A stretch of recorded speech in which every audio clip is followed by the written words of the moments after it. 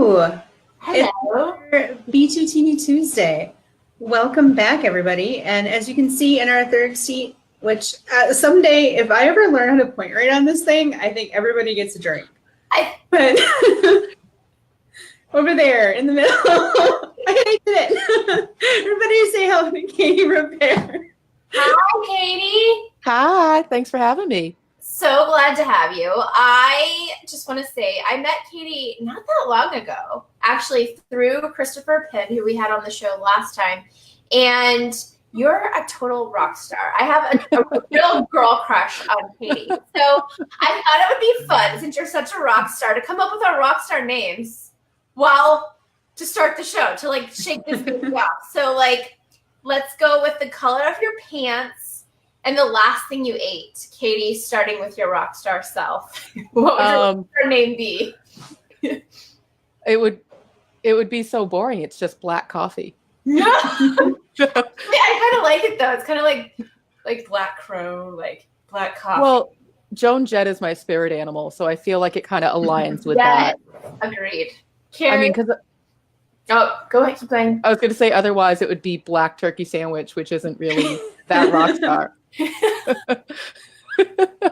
What are you, Carrie? I have the most badass girl rock star name ever. It is Blue Girl Scout Cookie. Blue Girl. I kind of actually like. Sounds very, very modern. Like very. Like, I mean, if you want to be technical, it's Blue Thin Mint, but I kind of like Blue Girl Scout Cookie. I like Blue Girl Scout Cookie too. I do. It's a nostalgic and modern. Sorry, I'm very retro. I would be charcoal shake. Yeah, that's an actual thing, isn't it? Now the charcoal ice cream, the black. Oh yeah, people are. That's like an actual thing. Bizarre. The first time I've heard of people eating charcoal was in my college and high school days, when people got their stomach pumped and they had to like eat the charcoal stuff, whatever. Anyways. Yeah, back in my day. Welcome back to Charcoal Talk, everyone. And now we'll reveal our deepest, darkest secrets from high school. Oh no! Please no. Please no. No, but seriously, we're having Katie on the show today because she is one of our amazing speakers for the Hello Conference, which is coming up on March 28th. And Katie is, again, part of the reason why I have my girl crush on her. She's like one of those, like, can I say it, data nerds? You're a data nerd. I am. I think that's sexy. I don't think that's nerdy. No, I wave that flag very proudly because, do you say data or data? Because that's data. So I also say data, but I believe it's technically data. This was when I worked in healthcare. I would always bicker with my epidemiologist team about data or data. And I was like, I'm from Boston. I have the accent. It's going to be data. Sorry. That's just how it is. Yeah. Midwest here, it's data. Mm-hmm. Okay. I say data, but then I'm trying to think if I changed that, because when I was in Texas, it feels like I would have said data. Anyways. I know the gift we're using to go with this video. Like those wavy, like the really, new little Wayne's World. Yeah. Okay, so data. We should try to program ourselves. All right. To say data. Is that the right way? Data. It is technically, yeah. Okay. I'm sure I'll get people correcting me, but my understanding is that it's data. So far, there's no points in the comments. We're doing okay. You're a data nerd. Oh, and there it is. we got one more for data. I think we're making it work. All right. I feel like we're wasting too much time on our poor pronunciation. I'm not enough data.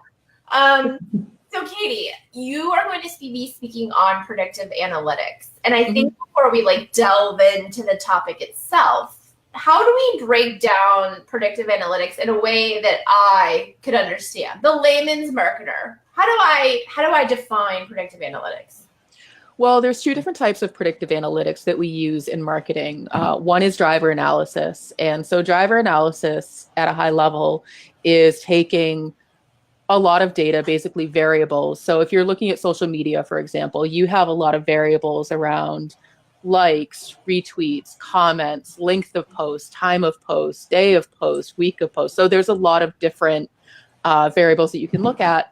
And so with all of that data, what you want to do as a marketer is figure out what combination of things is driving higher engagement. So the driver analysis can actually predict down of all the variables. Here are the top 3 that are a priority to your specific audience. Here's what they care about. So it might be the length of the post, when the post contains an image and not a video, and then when it's posted at 2:52 on Tuesday afternoons. And those might not be things that you're thinking of, but the driver analysis can winnow down the best predicted combination of things that will get you the goal that you're looking for. And then the other type of predictive analysis that we use in marketing is time series. And that's the one that people are probably more familiar with. So time series analysis takes any data set that's time stamped consistently with a date. We often use Google Trends data because it's very clean, very consistent. And what it does is it uses statistics to say, of all of this historical data, if I project it forward, here's likely what's to happen with these trends based on what has happened historically. And that's a lot of what I'll be talking about at the Hello conference in a few weeks. It is just coming up, right? Oh my gosh, yes. It's like okay, so I want to go back to driver analytics for a second, because what you said is so interesting, because we're constantly being, as marketers, barraged, right? We're being thrown best practices all the time. Mm-hmm. Like, your content link should only be 80 characters or less on Facebook. You have to post on Wednesdays at 3 p.m., perform the best. And I wrote a post personally. I hate best practices because it's like putting a blanket statement onto your own business or industry or product or service.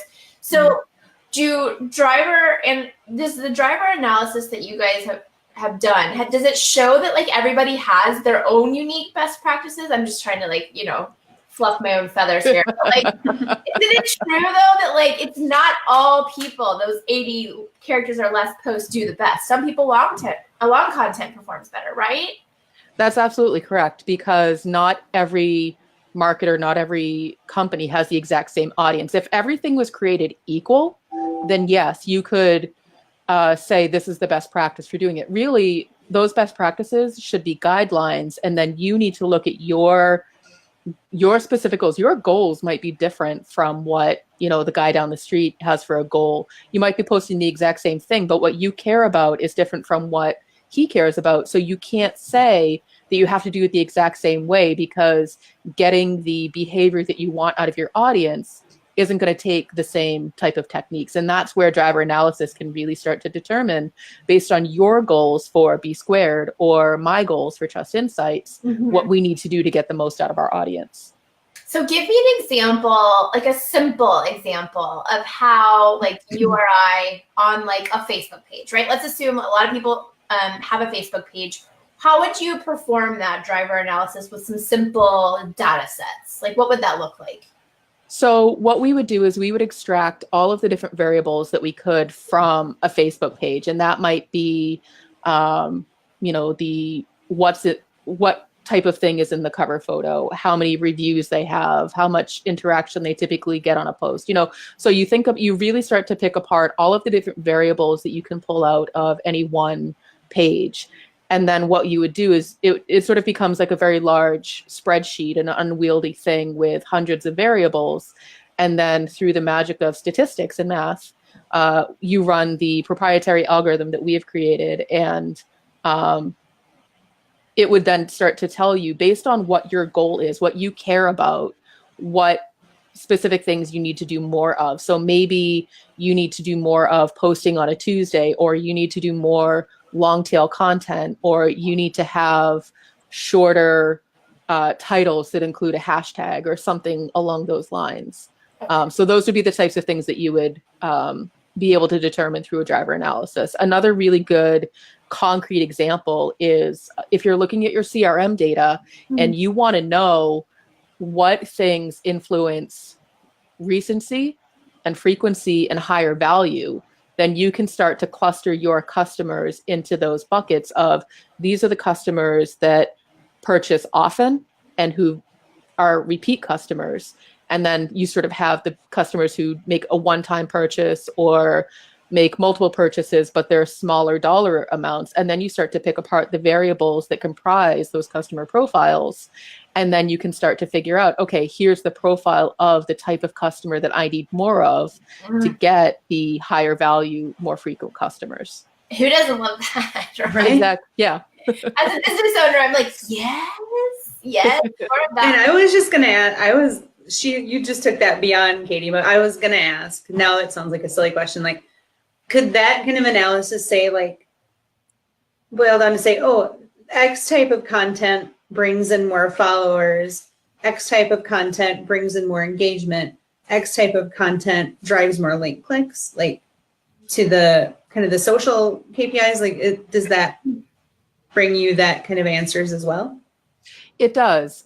So you would run a couple of different analyses based on each individual goal so that you could figure out, okay, my goal is more link clicks, or my goal is longer read time, or whatever the goal is. And then you would start to determine what combination of things drives that behavior that you're after. Yeah, I love it. So we do, for our content and our clients, we do a human report called the Seesaw report.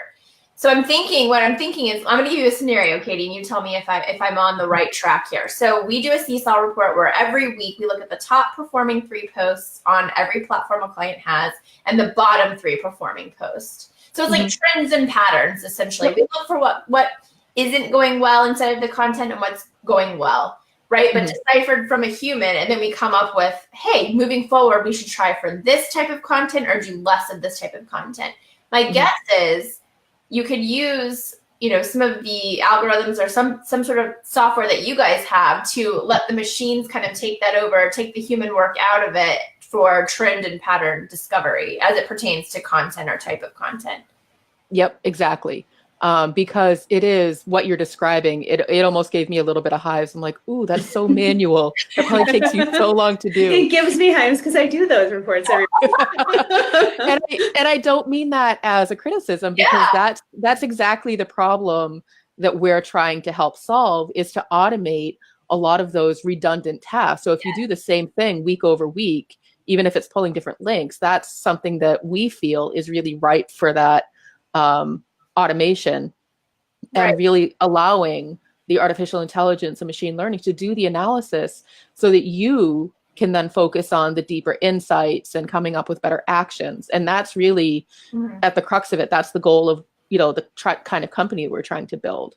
Yeah, I love it. That makes so much sense, because the machine is really supporting the human at that point, because the machine is doing kind of that heavy lifting, that really mundane type of tasking, where Carrie can then take what the machine spits out and say, oh, wow, based on this information, let me put together, 5 different ideas for how the client can move forward with the good performing content. And that's where the human comes in and gets involved with the machine's help, right? We're not taking the human out. We're just having the machine kind of help the human be better.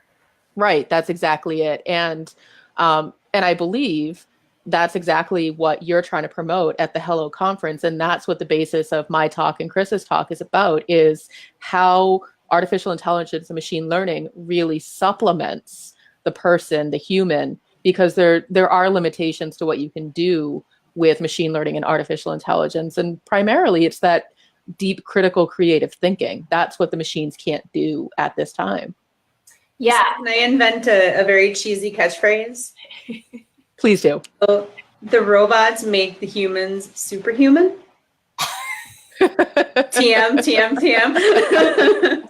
You heard it here first, which is the first way to trademark something. It was in use. On video. Live. 1:29 p.m. You know what? I'm going to let you have that one. Yes. There will be a whole merch booth at the conference. Oh my God. So digging a little bit deeper then, Katie, why I think I'm there, but for those people who still may not be there, they may not have arrived to this point yet. Why is AI so important to social media or digital marketers, advertisers, all of us who work in the digital space? Why is AI so important to what we do, or predictive analytics, or machines, whatever we want to call it? How is it changing what we do? The amount of data that's available at any given moment is so overwhelming. I don't have the same statistics that Chris probably quoted to you a couple of weeks ago, but there's too much information available for any one human to just be able to process and make sense of. So you need that machine assistance in order to make sense of it, to clean it up, to make it something that you can do, take an action with, and get deeper insights from. And so it's really the sheer volume of information. The other thing is that the machine, if programmed correctly, takes that error out of the analysis. And so it's going to do the analysis the same way every single time based on what you want it to do. Because as humans, we get fatigued, we get tired, we might transpose a number. Machines don't do that. And so you're not going to worry about your machine calling in sick when a big critical client report is due, which has happened to all of us. Sure.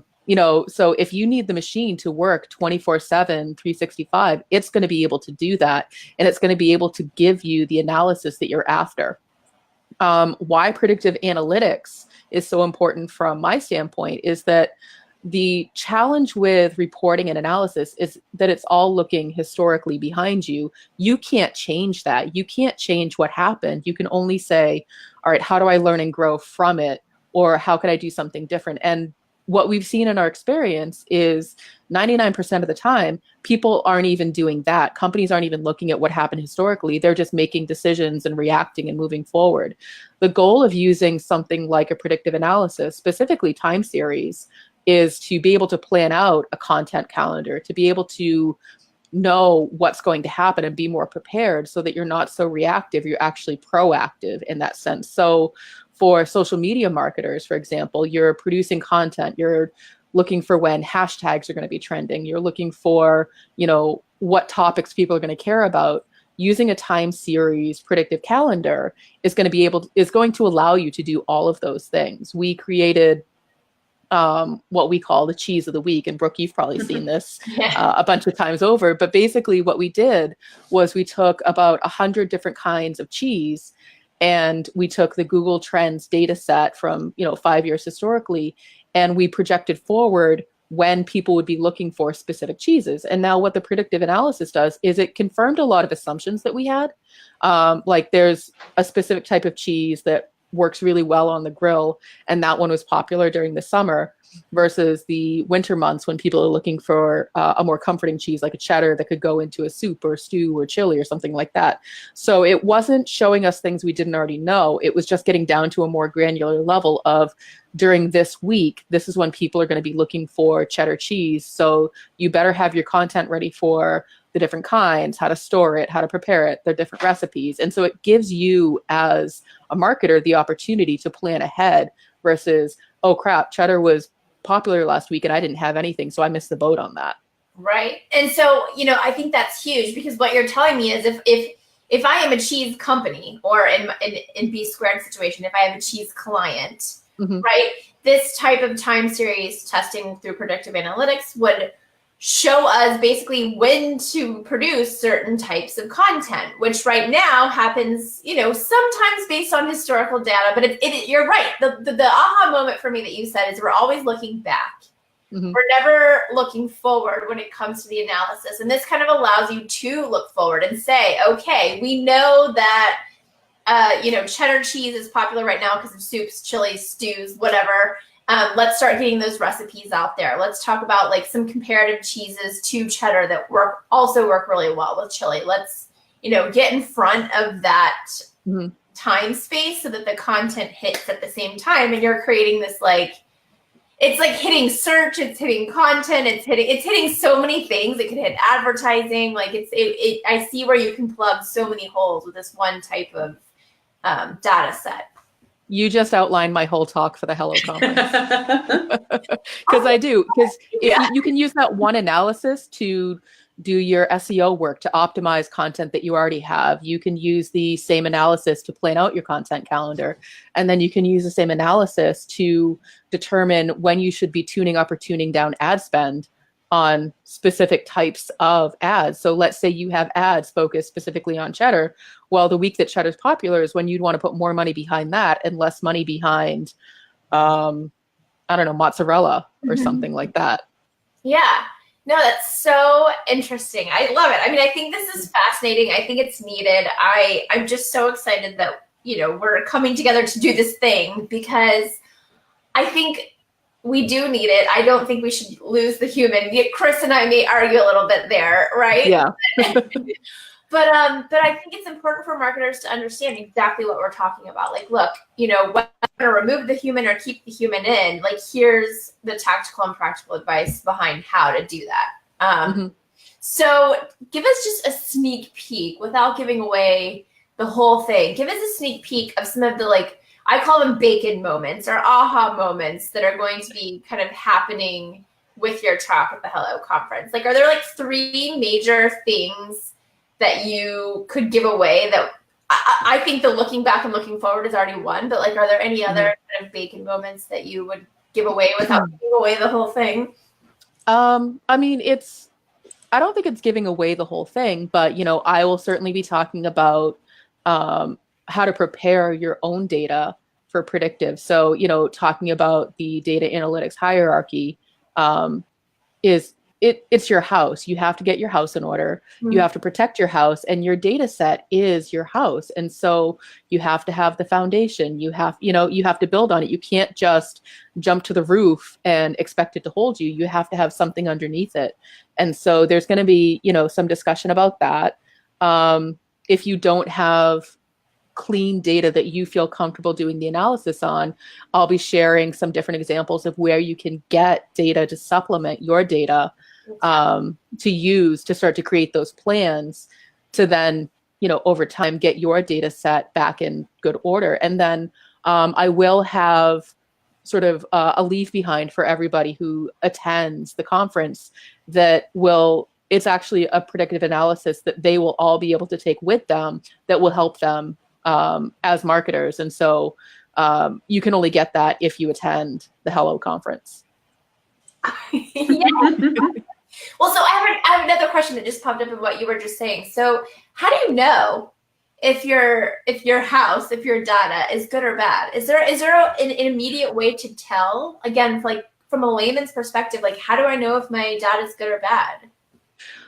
The best way to tell is, so if you have goals and KPIs, how confident do you feel that the data that you're looking at is representative of you reaching those goals, or how complete or incomplete? So we always start with the foundation, which is Google Analytics or Adobe Analytics, whatever website traffic analysis tool you're using, and then you sort of build up from there. So if your goal is engagement on social media, then you start to work backwards of what are the different metrics that influence engagement. And if you're missing any of that data, then that's where you start. Or if you're not confident that the data that you're collecting through Google Analytics, for example, is 100% accurate and representative, then that's where you start. You have to get those systems configured correctly. One of the most common issues that we see is people just sort of take the system out of the box and assume that it's running properly. There's no customization to what your specific goals are. And that's the number one problem that we see, is that you can't just plug in a piece of software and have it do exactly what you need it to do. You have to tailor it. You have to customize it. And that's what when we say getting your house in order, that's what we mean, is making sure that your marketing tech stack is set up appropriately to you specifically. So let's just take Google Analytics, for example.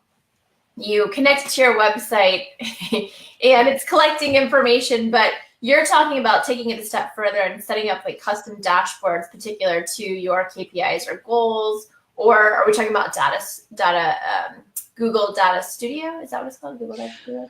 Yeah. Yeah. So I would say you can use Data Studio because it automates a lot of your reporting. But really, if you take a step back, when you plug in Google Analytics and hook it up to your website, there's no goals configured. And that's the number one thing that people miss, is configuring those goals, making sure that the settings are all set up properly.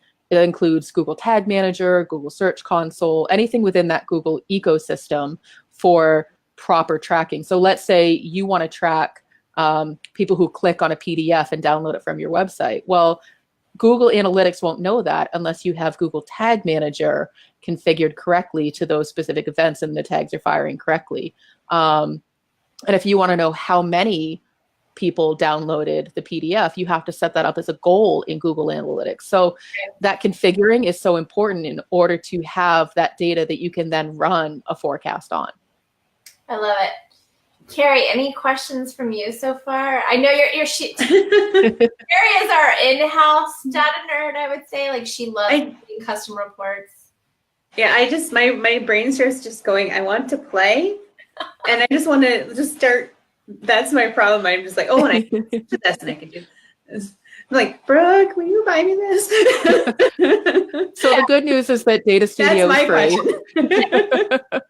It's free for anyone to use, and it's very easy to. I feel like it's very easy to use. It's drag and drop. So if you know what you're looking at in Google Analytics, then you will absolutely know what you're looking at in Data Studio. And Google did, and they're not paying me to say any of this. I'm just a big fan of things that are easy and the reporting tools.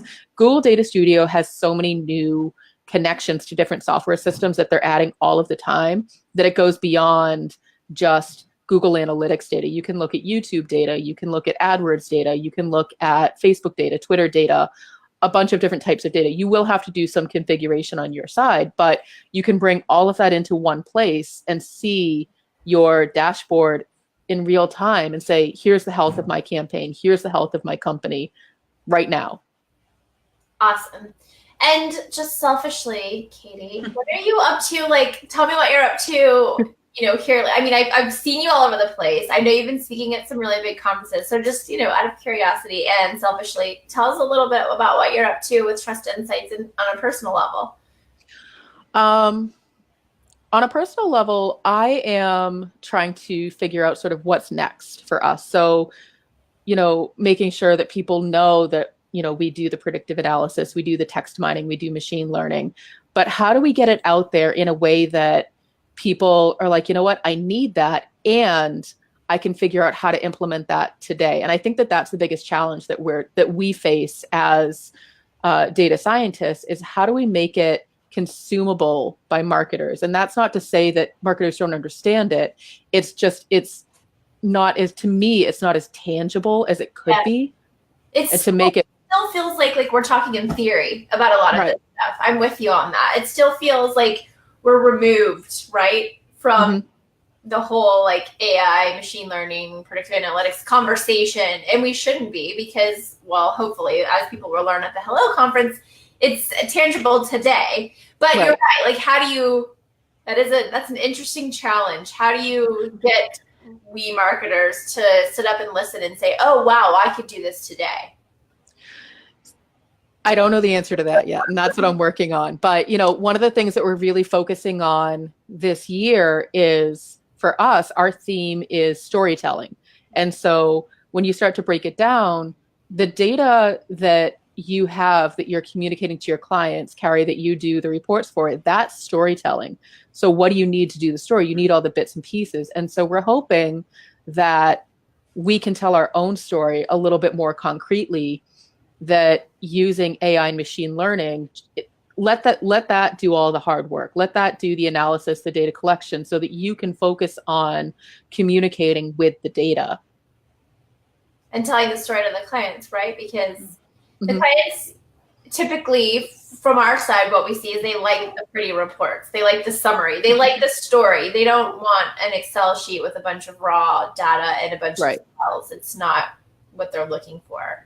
They don't care how you got there. They just want. And I apologize. That is my dog. Oh, that's okay.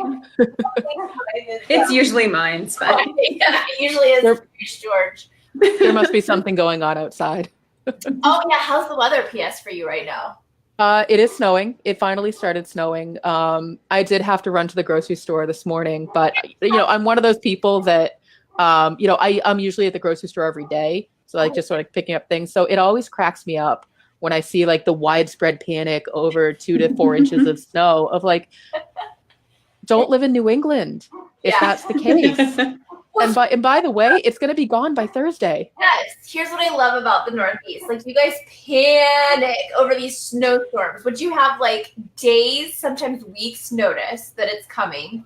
Like, everybody goes into this mass hysteria. Meanwhile, coming from Texas, I'm used to like tornadoes when they're like, okay, yeah, it's on the ground. You better be like in your bathtub with the mattress over you at the there aren't any basements there. So it's not like we can go to the basement. And I'm like, yeah, anyways. So not to get off topic, but Katie, thank you so much. You truly are my girl crush, my rock star. I love you. Oh, and just so you know, you're now my new best friend. So just in case you didn't know that before. Really? Title added, yes. Yeah, and you know what? I'm not good at the hair flip. I got to work on it.